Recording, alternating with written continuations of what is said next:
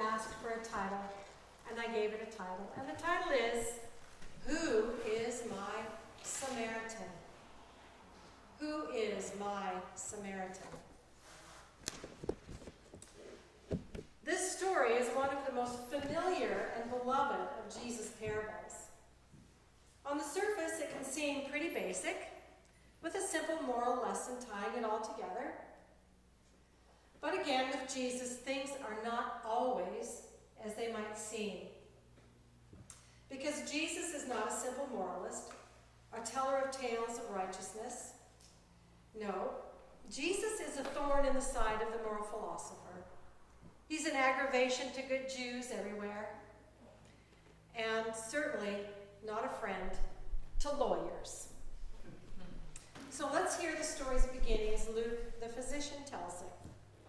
And he says, just then, a lawyer stood up to test Jesus. Now, you have to understand when a New Testament writer talks about a lawyer, he's not referring to like traffic law, criminal law, corporate law. No. He's talking about 10 commandments. He's talking about 613 laws that the Jews live by in their everyday lives. He's talking about the moral and sacramental life of the Jewish people. Also, the word that is used in the Greek New Testament, to refer to this lawyer is nomikos, which actually in literal translation is scribe. So he wasn't a litigator. He was basically probably more like a law professor, someone who understood the law and could interpret the law for the good of the people.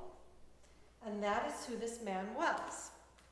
We don't really know why he's here. Maybe he's heard stories about this itinerant preacher, and because he is a scholar in Jewish law, he wants to hear it for himself, and maybe he came to test Jesus. It's possible that he was sent by the Pharisees as a bit of a spy.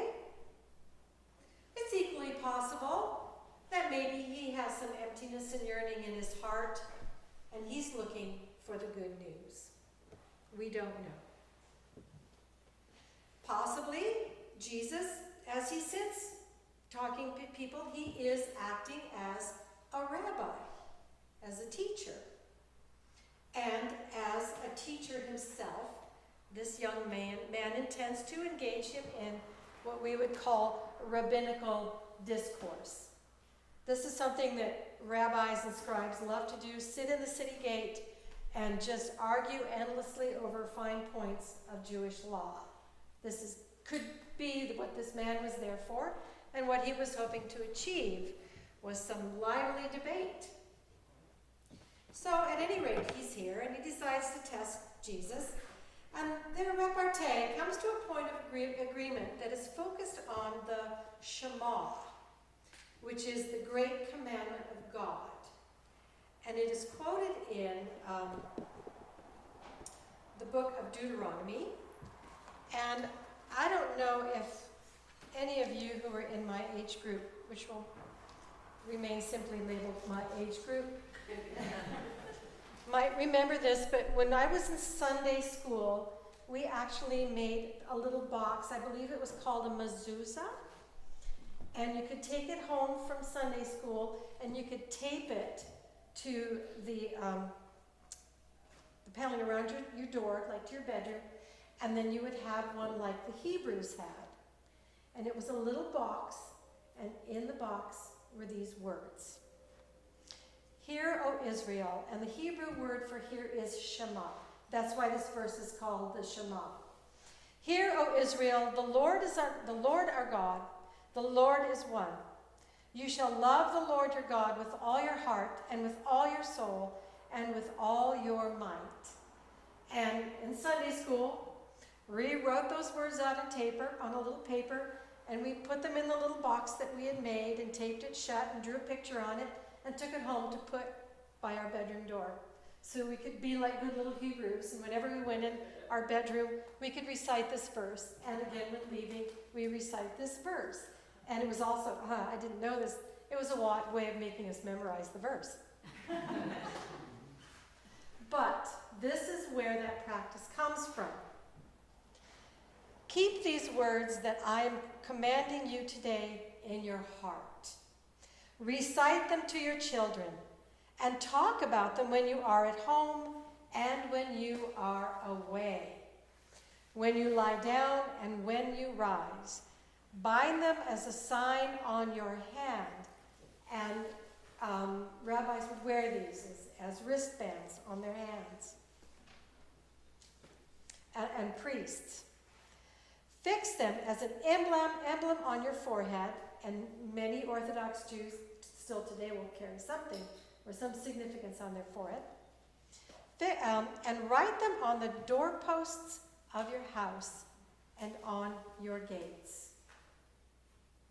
So for generations, leaders, priests, rabbis took this very seriously, wore wristbands, wore a small box kind of thing on a strap on the head, into which these words were inserted, and every household had this little box on the door reminding them of this great commandment. So for this lawyer to know this was just something he knew from the time he was an infant. And in addition, a small quote from Leviticus 19, verse 18. You shall not take vengeance or bear a grudge against any of your people, but you shall love your neighbor as yourself. And further on, it talks about when an alien resides with you in your land, you shall not oppress the alien. The alien or the foreigner or the traveler shall be to you as the citizen among you. You shall love this person as yourself, for you yourself were foreigners in the land of Egypt. So this lawyer, this scholar of the law, has himself been tested. So now he seeks to test Jesus, and what he wants to do is argue a fine point of the law. And who is my neighbor? Jew, foreigner, whoever, who is my neighbor? And Jesus tells the story that we all know and remember and love from our childhood. And for my purposes this morning, I am not going to focus on the actions of the priest or the Levite, because those things have been preached on ad infinitum. But I wanted to focus today on the Samaritan, because we don't give this part of the story enough credit.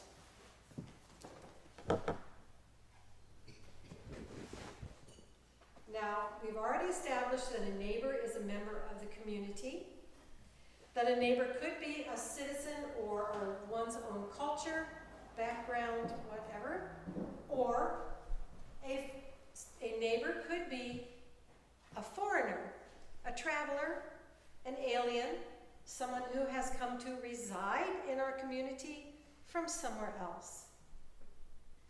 But nowhere in the Jewish experience through history or their law could a Samaritan be understood as a neighbor.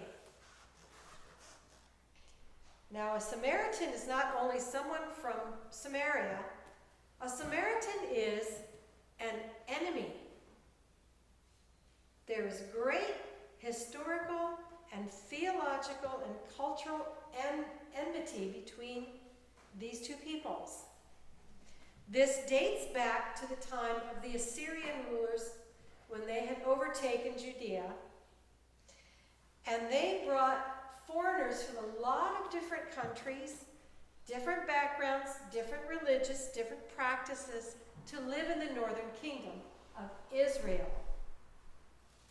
Now, these people were practicing all kinds of different localized idol worship.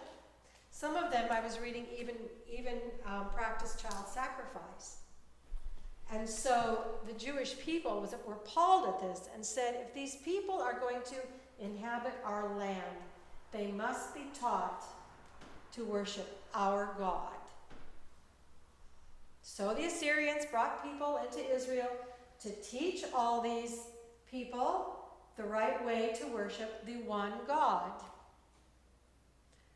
Unfortunately, this didn't really result in a pure Judaism, but in kind of a hybrid form of Judaism that recognized two different holy places, two different sets of scripture, two different sets of liturgy and ritual. And because they were probably the two that were the most alike, they were the two that were most at war with each other. So Samaritans were not included in this lawyer's definition of neighbor. And neither would he be included within the Samaritans. I'm going to read earlier in this passage because I want to remind you that Jesus told this story in the context of his final journey to Jerusalem. And we read that Jesus has set his sights to go to Jerusalem. When the day drew near for him to be taken up, he set his face to go to Jerusalem. I'm reading from the 9th chapter of Luke. And he sent messengers ahead of him, and on their way they entered a village of the Samaritans to make ready for him. But they did not receive him because his face was set toward Jerusalem. When his disciples, James and John, saw it, they said, "Lord, do you want us to command fire to come down from heaven and consume them?" But he turned and rebuked them. He said no. And they went on to another village. So you see, the hard feelings ran in both directions. So, indeed, it was a radical thing for the Samaritan to draw close to this man by the side of the road, probably recognize him as a Jew because he's probably wearing some insignia that indicates that he follows the precepts set down in his law, Levitical law, Deuteronomic law, and yet he takes pity. And you need to understand that the care that he gives this man is so elaborate. Wine and oil on his wounds, puts him on his own animal, pays for him to stay in an inn, and pays the innkeeper to care for him. This is huge, especially for a Samaritan, because we all know what they're like. So, interesting turn of events. And when Jesus turns to this man at the end of his story and he says, "So who do you think was this man's neighbor?" You need to understand this. He could not even say the word Samaritan. He could not bring himself to say, "Oh, it was the Samaritan." No. He says simply, "The one who showed him mercy." And he could not put a name to it. That is how deep that hatred lived. Okay? So, hence the name of the sermon. Who is my Samaritan? And you may ask that of yourselves. Who is my Samaritan? A couple of commentators have referred to a professor of New Testament from Vanderbilt University Divinity School. Her name is Amy Jill Levine, and she is Jewish. And she teaches New Testament. I just find that just delicious and delightful. She suggests a way to experience this absolute scandal in a book that she wrote called The Misunderstood Jew, the Church, and the Scandal of the Jewish Jesus. She writes, "To hear this parable in contemporary terms, we should think of ourselves as the person in the ditch, and then ask, listen to this question.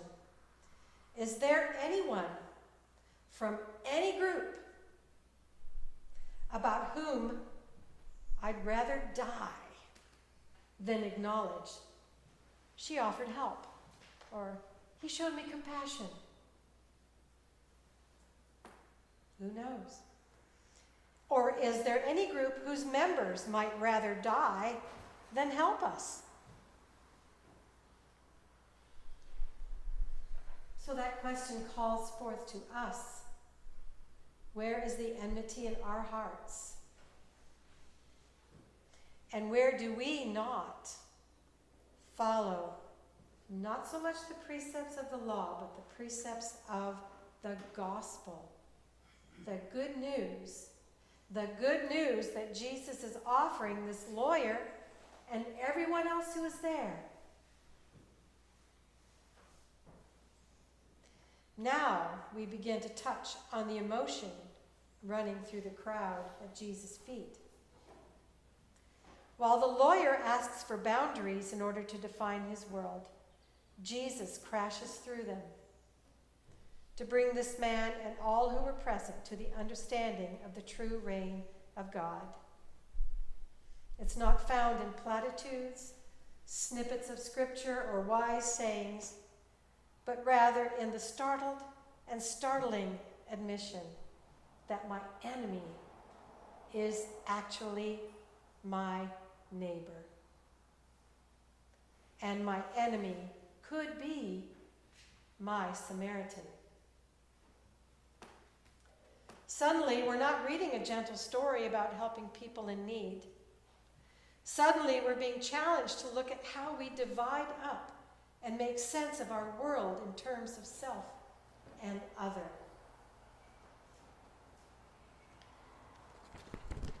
And these thoughts were very poignant to me in the last 2 nights writing this sermon in view of the events in New Orleans, in Minnesota, in Dallas, Texas, where racial distrust, racial enmity has risen to the surface,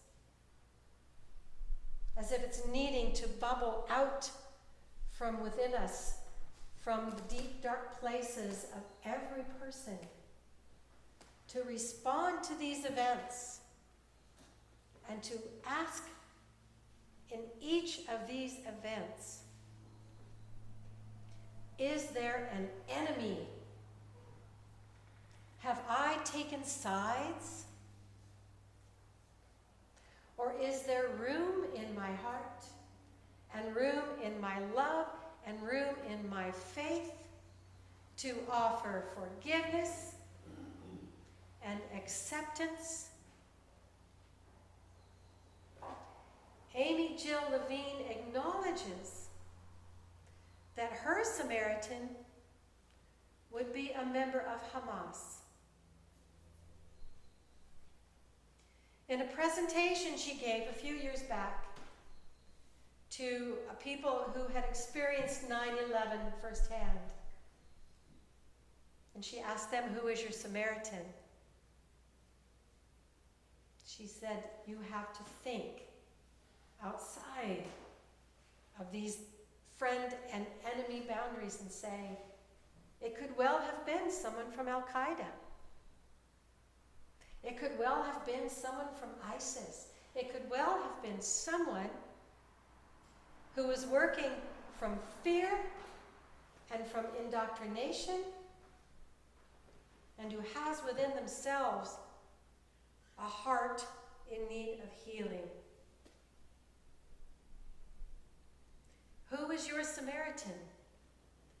Who is my Samaritan? Who would a Samaritan of the Canadian people be, the American people?